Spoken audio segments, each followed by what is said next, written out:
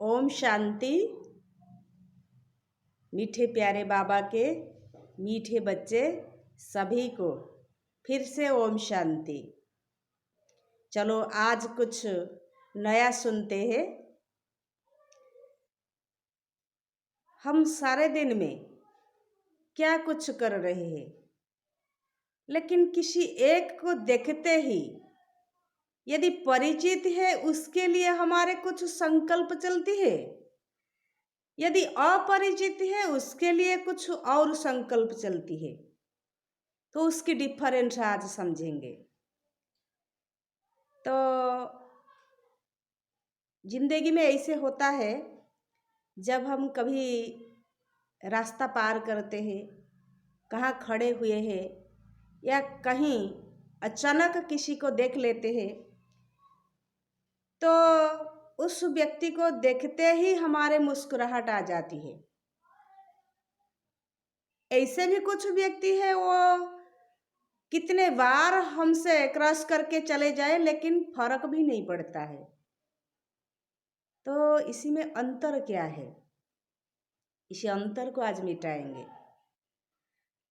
अंतर क्या है? पहला है समझ यानी ज्ञान।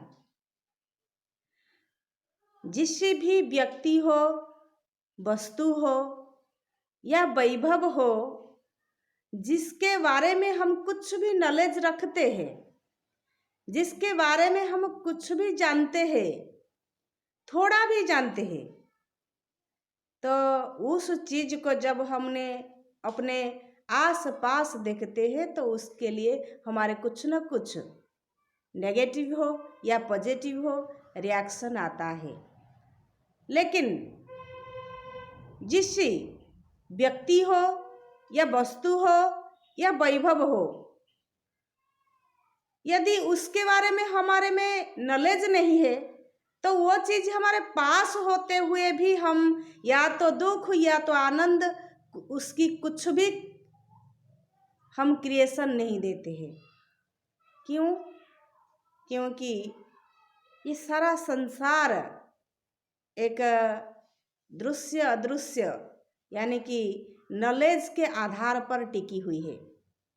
आज ये दुनिया की हालत हम जिस राह पर दिख रहे हैं, माना ये दुनिया तो ऐसे नहीं थी, ये दुनिया ऐसे कैसे बन गई, माना उसकी हमारी अंदर में ही अनुभूति नहीं है। आगे भी देखो, हम जो सोच रहे हैं वो भी नहीं होगा। उसका कारण क्या है? इसीलिए हम आज भी उन आत्माओं को याद कर रहे हैं जो कि भविष्य वक्ताएं।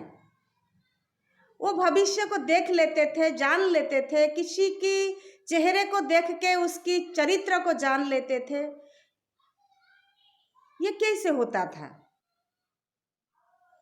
कहने की भाव है, जब आत्मा अपने अंदर को जान लेती है, अपने को जान लेती है, तो वो सारा संसार की हालत को भी जान लेती है। इसलिए उसका आधार है पहला ज्ञान। जिसके बारे में उसकी नॉलेज आ जाती है, उस नॉलेज के आधार से उसके साथ उसकी एक कनेक्शन यानी संबंध यानी योग जुड़ जाता है। तो उस योग के कारण यदि वो बिछड़ता है तो उसको दुख होता है, यदि वो उसके पास है तो उसको खुशी होती है।